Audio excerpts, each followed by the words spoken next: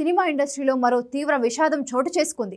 ప్రముఖ ఒడియా గాయకుడు హ్యూమన్ సాగర్ అకాల మరణంతో సంగీత ప్రపంచం తీవ్ర దిగ్భ్రాంతికి లోనైంది. కేవలం 34 సంవత్సరాల వయసులోనే నవంబర్ 17, 2025న భువనేశ్వర్లోని ఎయిమ్స్లో చికిత్స పొందుతూ ఆయన తుది శ్వాస విడిచారు. ఆయన మరణానికి ప్రధాన కారణం మల్టీ ఆర్గన్ డిస్ఫంక్షన్ సిండ్రోమ్. ఇది నిమోనియా, కాలేయ వైఫల్యం, గుండె సంబంధిత సమస్యల వంటి తీవ్ర అనారోగ్య కారణంగా సంభవిస్తుంది. నెల రోజులకు పైగా ఆసుపత్రిలో వెంటిలేటర్పై ఉండి నిపుణులైన వైద్య బృందం అందించిన తీవ్ర చికిత్స కూడా ఆయనను రక్షించలేకపోయింది. బలంగీర్ జిల్లాలోని టిట్లాగఢ్కు చెందిన హ్యూమన్ సాగర్ సంగీత నేపథ్యం ఉన్న కుటుంబం నుంచి వచ్చారు. 2012లో voice of Odisha season 2 reality singing పోటీలో విజేతగా నిలవడంతో ఆయన ప్రయాణం మొదలైంది. ఈ విజయం ఆయనకు ఒడియా చలనచిత్ర పరిశ్రమలో గొప్ప ఎంట్రీని అందించింది. కెమెరా ఆన్, ఇష్క్ హువా, మా తోహ్ బినా, సింధూరా వంటి 100కు పైగా ఒడియా పాటలకు గాత్రం అందించి యువతరం ప్రేక్షకుల్లో విశేషమైన అభిమానాన్ని సంపాదించుకున్నారు.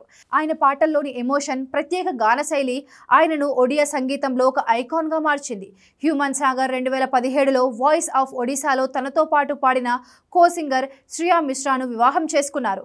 వీరికి ఒక కుమార్తె ఉంది. గతంలో వారి వ్యక్తిగత జీవితంలో కొన్ని సమస్యలు ఎదురైనప్పటికీ కౌన్సిలింగ్ తర్వాత వాటిని పరిష్కరించుకున్నారు. హ్యూమన్ సాగర్ మరణం తరువాత ఆయన తల్లి షఫాలీ సునా తీవ్ర ఆరోపణలు చేశారు. తన కుమారుడి ఆరోగ్యం బాగా లేకున్నా నిర్వాహకులు, మేనేజర్ అతనిని బలవంతంగా స్టేజ్ షోలలో పాల్గొనేలా చేశారని, ఇది అతని మరణానికి దారితీసిందని ఆమె ఆవేదన వ్యక్తం చేశారు. అయితే ఈ ఆరోపణలను ఆయన మేనేజర్ ఖండించారు. హ్యూమన్ సాగర్ అకాల మరణంపై ఒడిశా ముఖ్యమంత్రి మోహన్ చరణ్ మాఝీ, మాజీ ముఖ్యమంత్రి నవీన్ పట్నాయక్తో సహా అనేక మంది రాజకీయ నాయకులు, సంగీత కళాకారులు, అభిమానులు తీవ్ర సంతాపం వ్యక్తం చేశారు. తన చిన్న కెరీర్లో హ్యూమన్ సాగర్ ఒడియా సంగీతానికి చేసిన కృషి, ఆయన గాత్రం ద్వారా అందించిన పాటలు ఎప్పటికీ నిలిచిపోతాయి. ఆయన పాడిన పాటలు ఇప్పటికీ సోషల్ మీడియాలో ట్రెండింగ్లో ఉన్నాయి.